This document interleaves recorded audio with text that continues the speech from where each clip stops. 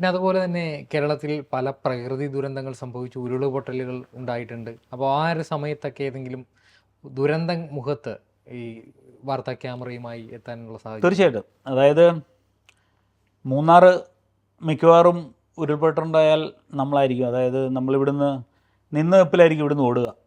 ഒരു ഉരുൾപൊട്ടലുണ്ടായിട്ടുണ്ട്. നമ്മൾ ഒന്നുകിൽ അവിടെ ചില സമയത്ത് നമ്മൾ ചെന്ന് കഴിഞ്ഞിട്ട് വീണ്ടും ഇപ്പുറത്തെ സൈഡ് ഉരുൾപൊട്ടും. പിന്നെ നമുക്ക് തിരിച്ചിറങ്ങാൻ പറ്റില്ല. അവിടെ കടകളുണ്ടാവില്ല. നമ്മൾ ഇട്ടിട്ട് പോയി നമ്മൾ ഡ്രസ്സുകൾ കാണില്ല. ആ പടം ഇട്ടുകൊണ്ട് പോയി ഒരു ഡ്രസ്സ് ഇട്ട് 4 ദിവസം വരെ നിന്ന ചരിത്രങ്ങളുണ്ട് അവിടെ. അപ്പോൾ അത് പിന്നെ എനിക്കൊന്ന് മൂന്നാറാണ് ഏറ്റവും കൂടുതൽ നമ്മൾ അങ്ങനെ നിൽക്കേണ്ടി വന്നിട്ടുള്ളത്. മറ്റേതൊക്കെ എന്ന് പറഞ്ഞാൽ നമ്മൾ പ്രിപ്പയർഡായിട്ട് പോകുന്നൊരു സാധനമാണ്. ഇത് എന്ന് പറഞ്ഞു കഴിഞ്ഞാൽ നമ്മളവിടെ ചെല്ലുന്നു, ചെന്നതിന് ശേഷമാണ് അറിയുന്നത് എത്ര പേരുണ്ടെന്ന് അറിയില്ല, എങ്ങനെയാണെന്ന് അറിയില്ല. അപ്പോൾ അത് മൂന്നാർ. അത് കഴിഞ്ഞാൽ എനിക്ക് തോന്നുന്നു മലപ്പുറം കവളപ്പാറ. അത് ഇത് കണക്ക് തന്നെ. ഞാനൊരു ദിവസം ലീവ് കഴിഞ്ഞ് ഓഫീസിൽ ചെല്ലുമ്പം നമ്മുടെ സീനിയർ ക്യാമറമാൻ വിളിച്ചു കഴിഞ്ഞു, രാജേഷേ ഒരു ഉരുൾപൊട്ടലുണ്ടായിട്ടുണ്ട്, അപ്പോൾ ഒന്ന് പോകാമല്ലോ അല്ലേ എന്ന് ചോദിച്ചു. അപ്പം പിന്നെന്താ, പോയേക്കാം. അപ്പോൾ ഞാനും ഷിജു എന്ന് പറയുന്ന കൊച്ചിയിലത്തെ നമ്മുടെ ഇപ്പോഴത്തെ ബ്യൂറോ ചീഫായ ഷിജുവും കൂടാണ് പോകുന്നത്. അന്ന് പോകുന്നതെന്ന് പറഞ്ഞു കഴിഞ്ഞാൽ ആ വലിയ ബാക്ക് പാക്ക് എന്ന് പറഞ്ഞാൽ ആ ബാക്ക് പാക്കും ചുവന്ന് അതിനകത്തോടെ നടക്കുക എന്ന് പറയുന്നത് തന്നെ വലിയൊരു പണിയാണ്. അപ്പോൾ അതുമായിട്ട് ഞങ്ങൾ ഇവിടുന്ന് പോകുന്നു. ഞങ്ങൾ ഇവിടുന്ന് ചെല്ലുന്നു. എനിക്കൊന്ന് മലപ്പുറം കഴിഞ്ഞ് അങ്ങോട്ടേക്ക് പിന്നെ വണ്ടിയൊന്നും പോകുന്നില്ല. മലപ്പുറം അല്ല, ചങ്കുവെട്ടി എന്ന് പറയുന്ന സ്ഥലം, അവിടം വരെ ഞങ്ങൾ ചെന്നു. അവിടം വരെ ചെന്ന് നിന്നിട്ട് പിന്നെ അങ്ങോട്ടേക്ക് പോകാൻ ഒരു മാർഗ്ഗമില്ല, ഒരു രക്ഷയില്ല. അപ്പം ഇങ്ങനെ ഇരുന്നപ്പോൾ ഞാൻ ഷിജുവിനോട് ചോദിച്ചു, ഇനി എങ്ങനെ പോകുമെന്ന് ചോദിച്ചു. വരും, നമുക്ക് ആരെങ്കിലും കൊണ്ടുപോകാൻ വരുമെന്ന് പറഞ്ഞു. അപ്പോഴാണ് ഒരു ബാക്കിൽ ഓപ്പണായിട്ടുള്ളൊരു വണ്ടി, എൻ്റെ പേര് ഞാൻ മറന്നുപോയി, ഇച്ചിരി ഹൈറ്റൊക്കെ ഉള്ള വണ്ടിയാണ്.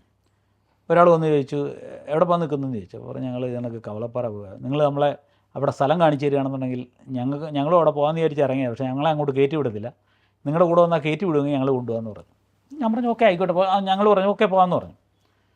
അപ്പം ആ ജീപ്പിൽ കയറി പോയിട്ട് ഞങ്ങളുടെ വണ്ടിയിൽ പോയ ചരിത്രം അതിനേക്കാളും ഭയങ്കരമാണ്. ആ പുതിയൊരു വാഹനം ഇറക്കിയ സമയം ആ സാധനം ചെന്നിട്ട് ഹെഡ്ലൈറ്റിന് മേളി വരെ വെള്ളം കയറാൻ തുടങ്ങി. അപ്പോൾ പിന്നെ ഞങ്ങൾ അവിടെ ഒതുക്കിയിട്ടിട്ടാണ് ഈ വണ്ടിയിൽ കയറുന്നത്. ഈ വണ്ടിയിൽ കയറി അവിടെ ചെല്ലുന്നു, കവളപ്പാറ ചെല്ലുന്നു. അപ്പോഴത്തേക്കും നമ്മളുടെ ലൈവിനുള്ള ബാക്ക് പാക്കുകളൊക്കെ കിട്ടുന്നതൊക്കെ കുറവാണ്. DSNG വന്നിട്ടുണ്ട്. DSNG എല്ലായിടത്തും DSNG കൊണ്ട് പോകാൻ പറ്റില്ല, ബാക്ക് പാക്ക് ചില സ്ഥലങ്ങളിൽ കിട്ടും.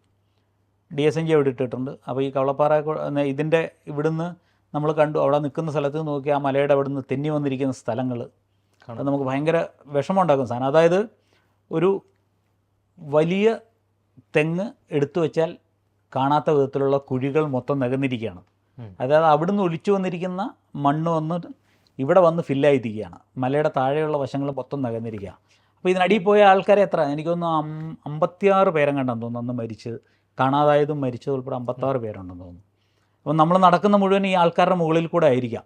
നമ്മൾ ഈ പറയുന്ന കണക്ക് നമ്മൾ തന്നെ ഉണ്ടാക്കിയ ദുരന്തമാണത്. അതായത് മലയിടിച്ച് എത്ര പറഞ്ഞാലും മനുഷ്യന് മനസ്സിലാകാത്തൊരു കാര്യമാണ്. നമ്മൾ പ്രകൃതിയെ ദ്രോഹിക്കുന്നതിനനുസരിച്ച് നമുക്ക് പ്രകൃതി തരുന്ന ചില അനുഭവങ്ങളാണ് ഈ സാധനം. അപ്പം ഈ കവളപ്പാറ നമ്മൾ ചെന്ന് ആ ഒരു പ്രദേശം കണ്ടപ്പോൾ തന്നെ നമ്മളൊക്കെ ഞെട്ടിപ്പോയി. ഇത്രയും വലിയൊരു സംഭവം നമുക്ക് വന്നപ്പോൾ ഒന്നും ഇത്രയും പ്രതീക്ഷിച്ചിരുന്നില്ല. പക്ഷേ ഇതൊരു സാധനം എന്ന് പറഞ്ഞാൽ പിന്നെ ഇത് കഴിഞ്ഞ് കഴിഞ്ഞാൽ നമ്മൾ അവിടെ നിന്നിട്ട് ഓരോ സ്ഥലത്ത് ചെല്ലുമ്പോൾ ഓരോ ആൾക്കാരും അവരുടെ വീട്ടുകാരെ, അമ്മയെ അന്വേഷിക്കുന്നു, അച്ഛനെ അന്വേഷിക്കുന്നു, വീട് എവിടെയാണെന്ന് അറിയാൻ പറ്റുന്നില്ല. അതാണ് ഇതിനകത്ത് ഏറ്റവും വലിയൊരു സങ്കടം നമുക്ക് തോന്നിയൊരു സാധനം. 2 പേര് നിന്ന് കരയുന്നു. ഞങ്ങൾ ചെന്നപ്പം 2 പേര് നിന്ന് കരയുന്നു. അതിൽ നമ്മളീ പറയുന്ന കണക്ക് നമുക്ക് കരഞ്ഞുകൊണ്ട് നിൽക്കാൻ പറ്റത്തില്ലല്ലോ. നമ്മൾ ഈ സാധനത്തിൽ നമ്മൾ ജോലി ചെയ്യുക എന്നുള്ളതാണല്ലോ അതിനകത്ത് വരുന്നത്. അപ്പം അയാൾ നിന്ന് കരഞ്ഞുകൊണ്ടിരിക്കുന്നു. നമ്മളപ്പോൾ ക്യാമറ വെക്കുമ്പോൾ നമുക്ക് സങ്കടമുണ്ട്. ഇവരുടെ നേരെ മൈക്ക് തിരിക്കുകയും ക്യാമറ തിരിക്കുകയും ചെയ്യുമ്പോൾ ഉണ്ടാകുന്നൊരു വലിയ ബുദ്ധിമുട്ടുകൾ നമുക്കുണ്ട്.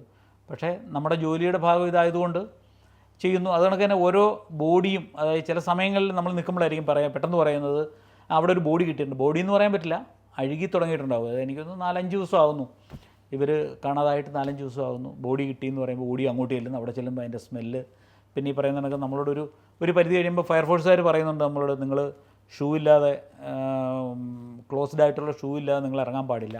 പക്ഷെ നമ്മളെ കൊണ്ട് ഈ ഷൂ ഇട്ട് അതിനിടെ കൂടെ നടക്കാത്തതുകൊണ്ട് നമ്മളതൊക്കെ ഒഴിവാക്കിക്കൊണ്ട് എന്തും വരട്ടെ എന്നുള്ള രീതിയിൽ തന്നെയാണ് നമ്മൾ നമ്മുടെ യാത്ര തുടങ്ങുന്നത്. അതായത് ഈ പറയുന്ന കണക്ക് അവിടുന്ന് എത്രയോ കിലോമീറ്റർ നമ്മൾ നടന്നും കയറണം. ഈ മല പൊട്ടി വന്നിരിക്കുന്ന സ്ഥലത്തിനടുത്ത് വരെ നമ്മൾ ചെല്ലണം എന്ന് പറഞ്ഞാൽ അവിടെ വരെ വീടുണ്ടായിരുന്നതാണ്. അപ്പോൾ അവിടെ എല്ലാം ഈ പറഞ്ഞ കണക്ക് എനിക്ക് തോന്നുന്നു അതിനകത്ത് ഏറ്റവും ഒരു സങ്കടം തോന്നിയ ഒരു സാധനം, ഒരു കൊച്ചു കുട്ടിയെ കാണാതായിട്ട് അവരുടെ അച്ഛൻ ഉൾപ്പെടെ ഇറങ്ങി നിന്ന് തപ്പുന്ന ആ കുട്ടിയെ, എനിക്ക് തോന്നുന്നു വേറെ എവിടെയോ വീട്ടിൽ നിന്നിരുന്ന കുട്ടിയെ ഈ പുള്ളിക്കാരൻ അന്ന് രാത്രിയിൽ വിളിച്ച് വീട്ടിലാക്കിയിട്ട് പോയതാണ്. അപ്പോൾ ആ കുട്ടിയെ കാണാനില്ല എന്നും പറഞ്ഞ് ആ പുള്ളി അവിടെ നിന്ന് തപ്പിക്കൊണ്ട്, പക്ഷേ അതിനകത്ത് എനിക്ക് തോന്നുന്നു ഏതാണ്ട് ഒരു പകുതിയിലധികം ആൾക്കാരെ കിട്ടിയിട്ടില്ല എന്ന് തന്നെയാണ് എനിക്ക് തോന്നുന്നത്. അത് ഈ പറഞ്ഞ കണക്ക് നമ്മുടെ ജീവിതത്തിലെ ഏറ്റവും സങ്കടമുണ്ടാക്കിയൊരു അനുഭവമാണ് ആ സാധനം. പിന്നെ കൊച്ചിയിലെ ഒരു പ്രധാനപ്പെട്ട ഒരു സാധനം എന്ന് പറഞ്ഞാൽ കൊച്ചി മെട്രോയും നെടുമ്പാശ്ശേരി എയർപോർട്ടുമാണ്. അതായത് എനിക്ക് തോന്നുന്നു തുടക്കം മുതലേ നെടുമ്പാശ്ശേരി എന്ന് പറയുമ്പോൾ നമ്മളൊക്കെ ചിന്തിച്ചിട്ടുണ്ട് ഇതെന്ത് പണി, ഇതൊന്നും ഒരിക്കലും ശരിയാകാൻ പോകാത്തൊരു സാധനമാണെന്ന് നമ്മൾ ചിന്തിച്ചാണ്. എന്ന് പറഞ്ഞാൽ അന്ന് നമ്മുടെ നേവൽ ബേസിലെ എയർപോർട്ടേ നമുക്ക് കണ്ടിട്ടുള്ളൂ. നമ്മൾ അന്ന് മുതൽ കാണുന്ന എയർപോർട്ട് അതാണ്. അത് കഴിഞ്ഞാണ് പെട്ടെന്ന് കരുണാകരൻ്റെ കാലത്താണെന്ന് തോന്നുന്നത്, എനിക്ക് കറക്റ്റായിട്ട് എനിക്ക് ഓർമ്മയില്ല, നെടുമ്പാശ്ശേരി എയർപോർട്ട് തുടങ്ങാൻ പോകുന്നു എന്ന് പറയുന്നു. അപ്പം അത് തുടങ്ങാൻ പോകുന്നു എന്ന് പറഞ്ഞാൽ ഞങ്ങൾ തന്നെ അത് ഷൂട്ട് ചെയ്യാൻ പോയ സമയം ഓർക്കുന്നുണ്ട്. അതായത് ചതുപ്പ് സ്ഥലങ്ങൾ, അന്ന് ചതുപ്പ് സ്ഥലം അവിടെയൊക്കെ വളരെ കുറച്ച് വീടുകളേ ഉള്ളൂ എന്ന് തോന്നുന്നുണ്ട്. അവിടെ ഇങ്ങനെ വരുന്നു, അപ്പോൾ ഇതിനകത്ത് എയർപോർട്ട് വരുന്നു എന്ന് പറയുന്നു. അപ്പം നമ്മൾ അന്ന് തൊട്ട്, അതായത് അന്ന് കുടിയൊഴിപ്പിച്ച സമയം മുതൽ നമ്മളതിനകത്തുണ്ട്. കുടിയൊഴിപ്പിച്ച സമയത്ത് മുതലെന്ന് പറഞ്ഞു കഴിഞ്ഞാൽ ആൾക്കാരെ മാറ്റി പിന്നെ സ്ഥലം വിലക്കെടുക്കുന്നു. അത് കഴിഞ്ഞ് അവർക്ക് നമ്മൾ വേറെ വീട് വെച്ച് കൊടുക്കുന്നു. ഇപ്പോഴും എനിക്ക് തോന്നുന്നു അവിടെ ഏതോ ഭാഗത്ത് ആളുകൾക്ക് വേണ്ടിയിട്ട് പണി കഴിപ്പിച്ച ഇതൊക്കെ ഉണ്ടെന്ന് തോന്നുന്നു. എനിക്കത് കറക്റ്റായിട്ട് ഞാനിപ്പോൾ ഓർക്കുന്നില്ല അത്.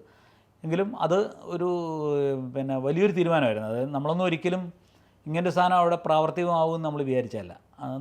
നമ്മൾ പോയി ഇന്ന് ഷൂട്ട് ചെയ്തപ്പോഴും തൽക്കാലം ചെയ്യുന്നൊരു സാധനം അന്ന് പിന്നെ ഇന്നത്തെ മെയിൻ റോഡല്ല, അന്ന് അപ്പുറത്തെ സൈഡിൽ കൂടെ പിന്നെ റെയിൽവേ ക്രോസ് ചെയ്ത് വേണം എയർപോർട്ടിലേക്ക് വരാനായിട്ട്. അതേ ഉള്ളൂ വഴി. ഇപ്പോഴാണ് ഈ വഴി വന്നത്. ഇവിടെ നിന്നുള്ള ആൾക്കാരെയും ഒഴിപ്പിച്ചിട്ടാണ് ഈ സ്ഥലം അവരേറ്റെടുത്തിരിക്കുന്നത്. അപ്പം അന്ന് ഇങ്ങനൊരു സംരംഭം വരുന്നു എന്ന് പറഞ്ഞപ്പോഴൊക്കെ നമ്മളൊക്കെ വിചാരിച്ചു ഇതൊക്കെ വരാൻ പോകുന്ന സാധനമൊന്നുമല്ല, ഇതൊക്കെ ചുമ്മാ എന്തൊക്കെയോ കാട്ടിക്കൂട്ടിയിട്ട് പോകാൻ പോകുന്നൊരു സാധനം. പക്ഷേ ഇപ്പം നമ്മളത് കാണുമ്പോൾ വിചാരിക്കുന്നുണ്ട് അന്ന് ഇങ്ങനൊരു സംഭവം കൊണ്ടുവന്നത് കുര്യൻ, എനിക്കൊന്ന് കുര്യനാന്ന് തോന്നുന്നുണ്ട് അതിൻ്റെ MD ആയിട്ടിരുന്നത് അന്ന്. അപ്പോൾ ഏതായാലും അതൊരു വലിയ മാറ്റം, അതായത് കൊച്ചിക്ക് എനിക്ക് തോന്നുന്നു ഏറ്റവും കൂടുതൽ മാറ്റം ഉണ്ടാക്കാൻ പറ്റിയൊരു സംഭവം അതാണ്. പിന്നെ കൊച്ചി മെട്രോ എന്ന് പറഞ്ഞാൽ നമ്മൾ തുടക്കം ഞാനൊക്കെ ഓർക്കുന്നുണ്ട്. അന്ന് ആദ്യത്തെ സമയങ്ങളിൽ മെട്രോ വരുന്നപ്പം നമ്മൾ ചോദിച്ചിട്ടുണ്ട് എന്ത് കാര്യത്തിന് ഈ സാധനം കൊണ്ടിരുന്നത് ഇവിടെ, ഇതൊക്കെ എത്രത്തോളം ഇത് പ്രാവർത്തികമാകുന്നൊരു സാധനമാണോ എന്നൊക്കെ നമ്മൾ ചിന്തിച്ചിട്ടുണ്ട്. പക്ഷേ ഇപ്പോഴത്തെ ഒരു അവസ്ഥ വെച്ച് നോക്കുമ്പോഴത്തേക്ക് മെട്രോ ഒരു വലിയ മുന്നേറ്റം തന്നെ ഉണ്ടാക്കിയിട്ടുണ്ട് ആ സാധനത്തിൽ.